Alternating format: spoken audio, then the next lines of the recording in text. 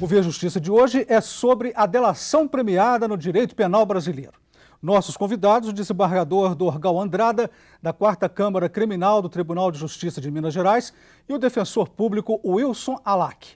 Numa parceria da TV Assembleia com a Magis, a Associação dos Magistrados Mineiros, o Via Justiça está começando.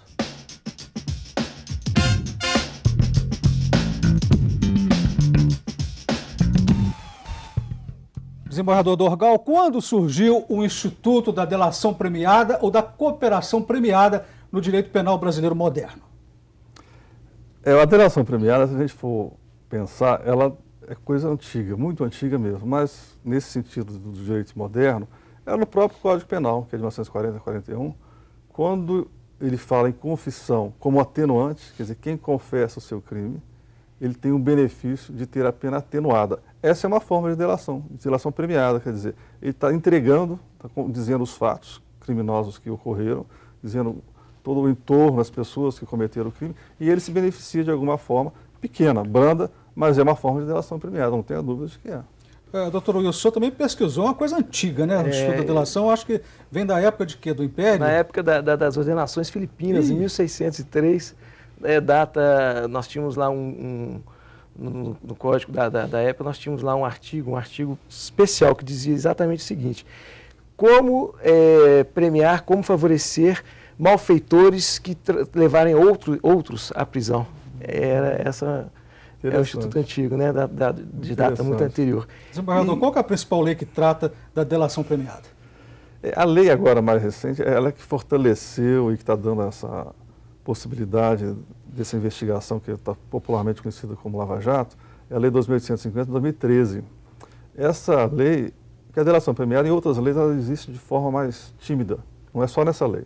Essa lei realmente ela deu uma amplitude, né? Ela é voltada para uns crimes mais graves e ela realmente, vamos dizer, incentiva a delação premiada com uma premiação muito boa, né? Com o perdão, às vezes judicial, com uma redução de pena de 2/3. É a Lei 2.813 que trata de combater as organizações criminosas. É a Lei de 2013 que eu reputo, e a maioria do pessoal reputa, a lei que realmente fez renascer com força a delação premiada. E quais seriam, doutor Wilson, as outras leis de menor repercussão que também tratam da delação premiada? Na verdade, nós temos 7 outras leis e ainda o Código Penal, como bem lembrado pelo desembargador Dorgal, que tratam do assunto, né? Nós temos a lei antidrogas, a de lavagem de dinheiro, nós temos a lei 11.343, que é antidrogas, já disse, né? Enfim, são 7 outras leis que tratam do assunto. E realmente a 2.850, datada recente, né, 2 de agosto de 2013, ela veio tratar o tema com maior firmeza, com maior abrangência, permitindo inclusive, como bem lembrado pelo desembargador, até mesmo o Ministério Público deixar de imputar o crime a determinado colaborador. Desembargador, a desistência voluntária, o arrependimento eficaz e a atenuante de confissão não recompensam o réu por ter de alguma forma contribuído com a justiça? Pois é, essas 3 formas são formas previstas no Código Penal, não são em leis esparsas, como bem disse o defensor, o colega. São no próprio Código Penal. E aí até a gente pode relembrar que a extorsão mediante sequestro, o crime de extorsão mediante sequestro, também se a pessoa disser onde a vítima sequestrada está, também encaixa numa forma de delação, lato sensu, uma forma genérica de delação premiada, que é do Código Penal. Mas não era visto com os olhos que se dão hoje, nessa premiação que se dão hoje. Mas ela traz um benefício ao réu. Todas elas, arrependimento eficaz, o sequestro, a entrega do sequestro, a confissão, não tem dúvida de que são modelos de delação premiada. Quem pode se beneficiar, doutor Wilson, dos benefícios da delação premiada? Pode beneficiar o investigado, o réu, o suspeito, todas essas pessoas podem ser beneficiadas pelo benefício da colaboração premiada, desde que sejam assistidos pelo defensor, pelo seu advogado ou defensor, e esse acordo é feito na fase de inquérito ainda com o delegado de polícia e depois na fase judicial com o Ministério Público. Aí só cumpre também, eu acho que, esclarecer que só aquele que se dispôs, né, porque vamos supor não, essa lei, a 12.850, exige que tenha no mínimo 4 réus. Mínimo 4 réus. Se só um dos réus se propõe a fazer a delação, só ele que pode ser beneficiado. com o eventual perdão, com os benefícios. Os outros 3, os outros 5, os outros 10, que não quiserem fazer o acordo, esse acordo não se estende a eles. Então, só quem assinou a delação é que pode ser beneficiado. Quem não assinou, quem não se dispôs, não há essa extensão. Como que funciona a delação premiada, desembargador? A delação premiada, foi bem dito, ela pode ser na fase policial, quando o delegado ainda está investigando, né, para o leigo entender, não está ainda na fase do fórum, na justiça. Só que nesse caso, ao ser assinada uma proposta de delação premiada, esse acordo com o delegado, tem que estar presente um promotor de justiça, um membro do Ministério Público. E ele põe as metas, os objetivos que aquele se propõe colaborar, que ele propõe a chegar aos objetivos de interesse do delegado, informar como é a hierarquia da quadrilha, quem participa, aonde foram desviados os bens, enfim, ele se propõe aquilo que o delegado tem interesse e, mediante o seu defensor, o promotor, o membro do Ministério Público, ele assina. Mas depois isso tem que ser homologado pelo juiz. E o juiz tem a faculdade, inclusive, se quiser, de ouvir sozinho, com o defensor, aquele réu que se propôs a fazer a delação. Se o juiz achar que aquilo tudo é ilegal, que aquilo tudo está fora da lei, que aquilo tudo não preenche os requisitos mínimos de justiça, ele não defere, ele não concorda com a delação. Como figuram nos autos, doutor Wilson, os depoimentos da vítima ou testemunha colaborador? São classificados como autônomos? Na verdade, figuram nos autos de forma se eu quiser, anônima, né? Na verdade, é um direito do colaborador ter sua qualificação, sua identidade, sua imagem preservados. Isso aí não pode ser dito, então não pode ser divulgado. Então, mas não funciona de forma anônima. Ele não é identificado, mas ao final, depois da homologação judicial, depois que o termo é feito e passa para a homologação judicial, é possível identificar sim a pessoa do colaborador. Desembargador, quais são os obrigados a participar do acordo de delação premiada? Não, sempre o acordo só será válido se assinado, tem que participar dessa assinatura. Tem que ter assinatura do réu, que se propôs, do advogado de defesa, do Ministério Público e, no caso, se for na fase policial, do delegado. Então, essas 4 pessoas, no mínimo, têm que assinar. O promotor, o Ministério Público, o defensor, o réu e o delegado, se for na fase... Se for já na fase judicial, durante o processo, ele resolveu concordar com a premiação, já do andamento do processo no fórum, só se retira a pessoa do delegado. Mas tudo isso tem que ser homologado pela justiça. Se a justiça perceber que aquilo ali está sendo forçado ou não está sendo uma coisa legal, o juiz não é obrigado a homologar. Quais são as contribuições que o delator é obrigado a revelar na colaboração, doutor Wilson? As contribuições, para que, na verdade, a lei fale em efetividade, né, a delação tem que ser efetiva e voluntária. E para que ela seja efetiva, tem que, no mínimo, cumprir um dos 5 requisitos, ou seja, identificar os demais coautores ou partícipes, prevenir novas ocorrências de infrações criminais praticadas pelaquela organização criminosa, possibilitar a recuperação total, parcial ou total de proveitos das infrações penais, possibilitar a localização de eventual vítima com a sua integridade física incólume. Uma dessas situações tem que ocorrer para que haja a efetividade clamada pela Lei 2.850. E aí é interessante, porque esses itens vários, eles não são obrigados por lei, né, doutor? Serem todos eles. Porque na delação que nós estamos assistindo hoje, que está na mídia, que é a do Lava Jato, está sendo acordado a devolução dos valores. Mas isso é porque o promotor ou o delegado fizeram esse acordo. Mas a lei não exige que tenha que ter essa devolução. Claro que está tendo que ter, porque o promotor não aceitaria o acordo se não fosse nessas condições. Mas a lei não fala, sempre terá que devolver. Não. Pode, às vezes, só indicar a estrutura de funcionamento da organização criminosa, ou indicar quem são os coautores. Dependendo do caso, ele pode até não exigir que devolva porque acha impossível. Entendeu? Essas condições, alguma delas tem que estar presente. O Via Justiça faz agora um rápido intervalo e voltamos em instantes.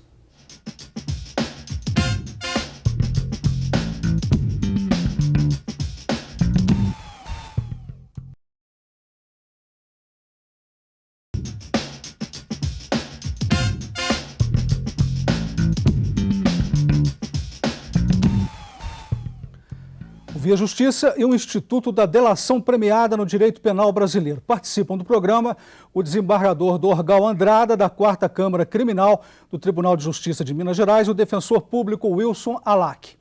Existem críticas contra o sistema de delação, acusando-o de ser instituto antiético e imoral ao valorizar um ato odioso, que é a traição feita por um suposto delinquente. Nesse sentido, como os senhores veem a delação premiada? Começando com o senhor, doutor Wilson Alac. Realmente existem sérias críticas, especialmente eu li há pouco do Raul Eugênio Zaffaroni, um jurista argentino de muito renome, e ele fala que tem essa possibilidade, tem esse acontecimento assim, antiético, e ainda critica no sentido de que a delação premiada, ela trairia o princípio da proporcionalidade da pena, ela subtrairia o Poder Judiciário de acompanhar, de julgar determinados casos, uma vez que o Ministério Público ali na fase da delação mesmo, ele poderia deixar de denunciar determinados colaboradores, traria uma certa desídia para a polícia que não teria muito interesse em investigar uma situação que seria facilmente apurada através da delação premiada. Então realmente ela recebe sérias críticas nesse sentido. Mas eu entendo que se usada com parcimônia, será um grande instrumento, um bom instrumento em busca do que se mais pretende na justiça penal, que é a verdade real. Desembargador, o senhor acha que esse instituto é antiético, é imoral? Eu vejo aí um certo pragmatismo, né? O mundo hoje, com a tecnologia e a parafernália que a própria criminalidade tem usado, acabou obrigando o poder público também a se valer de alguma parafernália, que é esse instituto de delação premiada. Não tem dúvida que para o mundo cristão, que nós vivemos valores cristãos, a imagem de Judas traindo, e nós brasileiros a imagem de traição ao Tiradentes, a figura de um traidor é algo que a justiça não podia premiar. Eu acho que é uma coisa...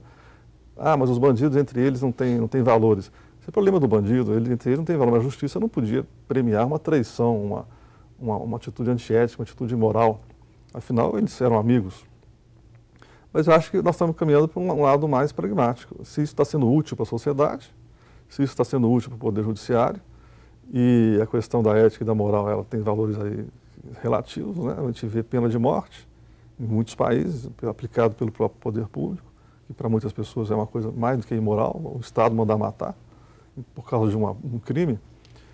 Eu também acho que esse contorno de discussão ética, eu acho que é viável, acho que é plausível essa discussão de ética, de você pegar uma pessoa que está traindo, né, tudo aquilo que ele conversou antes, tudo aquilo, ainda que seja para fazer o crime, mas houve uma conversa, houve um grupo, mas eu acho que tem que ser convivido com isso, infelizmente, e praticado.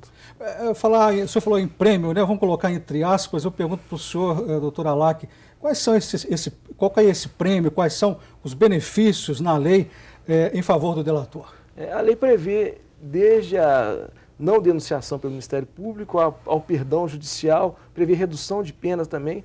E o que é mais interessante, Carlos, a delação premiada ela é possível até depois da sentença, premiando o colaborador com a progressão de regime e redução da pena já aplicada. O senhor acha, desembargador, que esse termo, delação premiada, deveria ser substituído por outro, sem conotação pejorativa? Eu acho que é mais um colaborador do que um delator premiado. Porque delator já é um nome de pejorativo, você está delatando, você está traindo. Ele pode ser chamado de colaborador. E como colaborador da justiça, um colaborador especial, um réu colaborador. Como bem disse o doutor Wack, ele recebe esses prêmios todos da justiça pela sua colaboração. Aqui, cabe ressaltar que são raros a possibilidade de não denúncia. Porque para ele não ser denunciado, ele não pode ser o chefe da quadrilha. Se ele for o chefe da quadrilha, ele não pode deixar de ser denunciado. Certo. E também, salvo engano, ele, para não ser denunciado, ele não pode ser chefe da quadrilha e também ele tem que ser o primeiro a fazer o acordo de delação. Se ele não for o primeiro, ele perde essa possibilidade de não ser denunciado. Então, no caso, a colaboração do réu, ela deve ser voluntária ou ela pode ser induzida? Não, ela tem que ser voluntária. Se ela for pressionada, se ela for exigida, se houver uma negociação que não seja voluntária, o juiz pode até não endossar, não homologar, E ele mesmo, se quiser, não assina essa delação ou desiste dela no meio do caminho, que ele pode também desistir. No meio do processo, ele pode quebrar a delação voluntária. Doutor Wilson, a delação premiada, ela pode impedir a abertura do processo criminal como prêmio pelo acordo? Como eu bem disse, como eu disse agora há pouco, o Ministério Público poderá sim deixar de ofertar, de denunciar aquela pessoa, desde que, bem lembrado pelo desembargador Turcal, desde que ele não seja o líder da organização e que seja o primeiro a levar a conhecimento, que seja o primeiro a levar esse conhecimento. Aí sim ele poderá deixar de ser denunciado pelo Ministério Público. Terceiras pessoas que não são delatoras podem se beneficiar pela delação feita pelo delator? Essa é uma polêmica, como já falamos aqui, não pode. A lei dessa delação premiada, 2150, ela se volta para essa delação que está sendo discutida no Brasil, né, nesse Lava Jato, ela trata de crimes de organização. Então são crimes que têm mais de 4 réus. Se somente um fizer esse acordo de delação, os demais não se beneficiam. Se tiver 10 réus que não fizerem acordo, ou 5 réus que não fizerem acordo, eles não estendem a eles. Nós tivemos um caso em que foi feito um acordo e que nesse acordo constou, isso é um fato concreto, constou no acordo que se o réu fazendo aquela delação, o Ministério Público deixaria de denunciar outras pessoas.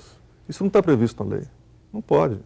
O Ministério Público ele poderia, só num caso, não denunciar se ele foi o primeiro a fazer o acordo e se não é o chefe da quadrilha. Agora ele fazer um acordo, olha, se você fizer a delação, eu não denuncio fulano, beltrano e ciclano, isso não está previsto na lei. Então, o beneficiário é só aquele que faz o acordo. Desembargador, há autores que também criticam a delação premiada por entenderem que ela rompe, como disse o doutor Wilson Alac, com a proporcionalidade da pena. Ou seja, os coautores acabam sendo punidos de forma diferente, embora com idêntico grau de culpabilidade. Como que o senhor vê isso? Isso não tem dúvida, é uma questão muito clara e real.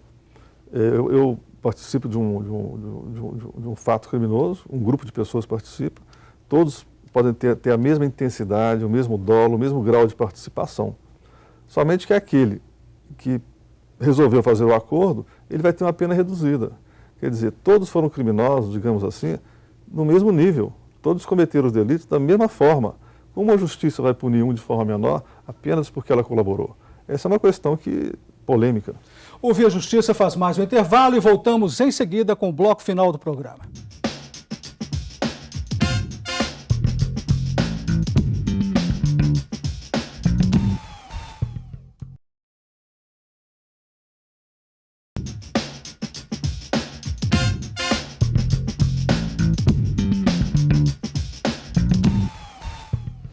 O Via Justiça e a delação premiada. Participando do programa, o desembargador Dorgal Andrada, da 4ª Câmara Criminal do Tribunal de Justiça de Minas Gerais, e o defensor público Wilson Alac.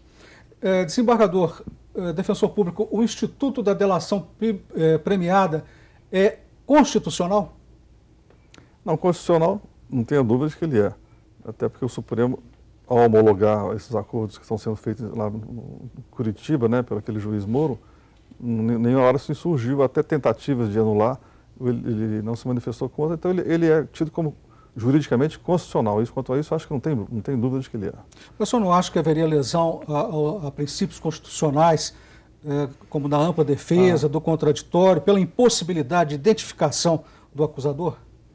Não, aí a doutrina, sim, a doutrina ela traz estudos aí combatendo a delação premiada por isso. Porque no momento que ele se propõe a acusar, né, o delator, acusar todo o grupo, ele mesmo se confessar, ele tolheu, ele se impede da ampla defesa. Ele não está mais se defendendo. Né? Ele passa de pessoa de defensor, de réu, ele passa também a ser acusador. Ele passa, vamos dizer assim, a participar da acusação. Não certa dúvida, isso contradiz o que é uma ampla defesa. Mas ele está abrindo mão ali da defesa dele, então é uma coisa voluntária, ele não quer se defender, ele sabe que vai ser punido, mas com uma pena menor. Ele negociou. E também nós vemos aí uma dificuldade até do próprio juiz, porque o juiz deixa de poder aplicar a pena real. O juiz fica obrigado a reduzir a pena, porque homologou aquilo que ele se propôs a fazer. O juiz fica um pouco na mão do réu. O réu faz o acordo se ele quiser. Então, no direito público, que é o direito penal, passa a se transformar com regras de direito privado. Quer dizer, ele vai lá fazer o acordo ou não vai? Isso é questão privada. Então, realmente, a doutrina, muitos doutrinadores contestam a questão de estar presente ou não a ampla defesa, o contraditório. Doutor Wilson, e se o delator mentir, como é que fica? O que acontece com o delator e com aquela pessoa que pode ser denunciada injustamente? Na verdade, a mentira, nesse caso, é muito séria, porque é dado um valor muito grande à palavra do colaborador. Mas, contudo, essa lei, a Lei 12.850, ela tem um tipo penal específico, previsto no artigo 19, que pune severamente a pessoa que mente na colaboração premiada, com pena de 3 anos de reclusão. E o desembargador... Pois não. E aí, vale dizer uma coisa muito curiosa, é que o réu, né, para o leigo perceber, o réu, quem está sendo acusado, ele, por regra, ele pode mentir. Se eu estou respondendo um processo, diferente de outros países, como os Estados Unidos, eu não tenho compromisso de dizer a verdade. As testemunhas têm. As testemunhas têm a obrigação de dizer a verdade porque elas são colaboradores da justiça. As testemunhas, se mentirem, são processadas. Mas o réu não. O réu ele tem a ampla defesa, ele pode mentir a hora que ele quiser. Exceto, como bem disse, se ele faz um acordo de delação premiada, ele fica proibido de mentir. Aí inverte-se o papel. Ele fica proibido de mentir. E se ele mentir, ele pode ser processado. Aí é diferente. O réu vai mentir anteriormente, a regra geral, ele não é processado. Agora, se ele mentir na delação premiada, ele vai ser processado por falso testemunho e derruba toda a delação. Pois é, eu pergunto, volto a insistir nesse ponto. Ele denuncia uma pessoa injustamente, mentiu, aquilo vai para a imprensa. Como é que fica? Como é que o senhor analisa isso? O prejuízo extra-processual, eu acho que acarretaria uma ação na seara civil de indenização por dano moral. Mas na área processual ali, ele vai responder a um crime previsto, né, tipificado na lei. E passa a não ter valor jurídico aquelas palavras dele, porque a delação vai cair. A delação vai ter que ser refeita. É verdade que a lei da delação premiada, ela superdimensiona, supervaloriza a confissão, contrariando o direito de permanecer calado? Pois é, esse aqui é o problema grave. Dá-se ao delator uma posição de tanto destaque, né, inclusive a mídia, os advogados, o Ministério Público, o próprio juiz, está se dando a uma pessoa que em tese seria um criminoso, está se dando um destaque e uma valorização da palavra dele de forma desarrazoada, de forma além do normal. Embora a lei, né, a lei é muito clara nisso, só essa palavra dele não tem o poder de levar à condenação. A palavra dele é uma contribuição ao processo, mas tem que ter um conjunto de provas para alicerçar o que ele vem dizer. Muito bem colocado, desembargador. É impossível, inclusive, o édito condenatório com base somente na colaboração premiada. É preciso outras provas para que se faça. Né? Uma crítica que também é feita, né, que a justiça estaria, entre aspas, comprando um criminoso a um preço caro. Ou seja, o preço da impunidade do delinquente para se valer da aplicação da justiça. O que o senhor acha disso? Não, é o lado ético, é o lado moral. Quer dizer, eu estou fazendo um acordo, entre aspas, como dizendo, eu estou comprando, né, um bandido, entre aspas, uma pessoa processada, a justiça está fazendo um acordo com o bandido, estou comprando ele, entre aspas, para que ele me conte. Ora, isso não é função da justiça, negociar com pessoas que estão sendo acusadas de crime, negociar em tese com pessoas criminosas. Isso é um lado também que já foi colocado aqui. Uma questão ética e moral, se seria conveniente, em troca de se aplicar verdadeiramente a punição, em troca de se condenar a pessoa que cometeu o crime, fazer essa troca, essa compra. Você me diz tudo que eu não vou te punir. Quais os principais casos de delação premiada hoje no Brasil, doutor? Hoje o que se mais veicula na mídia, né, basta nos ligarmos o aparelho de TV para que se veja essa notícia, seria essa operação Lava Jato, onde apura-se as irregularidades de uma das maiores estatais do país, da Petrobras, onde houve um desvio, até agora apurado, de 83 bilhões. Essa aí eu acho que é o maior exemplo que a gente tem em voga. Muito embora em processos isolados, tem a atenuante da confissão, o sequestro mediante extorsão, a pessoa acaba entregando, mas realmente, como disse, o que está na mídia é o... Vamos para as considerações finais. Eu pergunto, a delação premiada, ela pode ser interpretada como um reflexo da ineficiência do Estado no combate ao crime? Começando com o senhor, desembargador. Acho que não é um reflexo da ineficiência, não. Acho que é talvez um avanço pragmático, né? Nos Estados Unidos, que é o plea bargain, é muito maior a possibilidade de acordos entre o Ministério Público, a Justiça e o réu. O acordo lá é amplo, até de suspender pena de morte, de suspender prisão perpétua. Então é um avanço, quer dizer, nós fugimos da nossa linha, que a nossa linha é voltada para o direito romano, o direito latino, o direito francês, português. E demos um passo em direção ao direito anglo-saxão, que é pragmático e às vezes nem preserva muitas garantias. Considerações finais do senhor, doutor Wilson? Como bem dito pelo desembargador Durgal, é verdade, esse instituto tem sido efetivado com bastante sucesso em outros países, como os Estados Unidos, Inglaterra, na Itália também, né? Tivemos aquela situação do juiz Falcone lá, e eu vejo que ela poderá sendo efetivada, sendo aplicada com parcimônia, poderá sim ajudar muito o processo penal na busca da verdade real. O Via Justiça de hoje termina aqui. Este programa é uma parceria da TV Assembleia com a Magis, Associação dos Magistrados Mineiros. Até o nosso próximo encontro.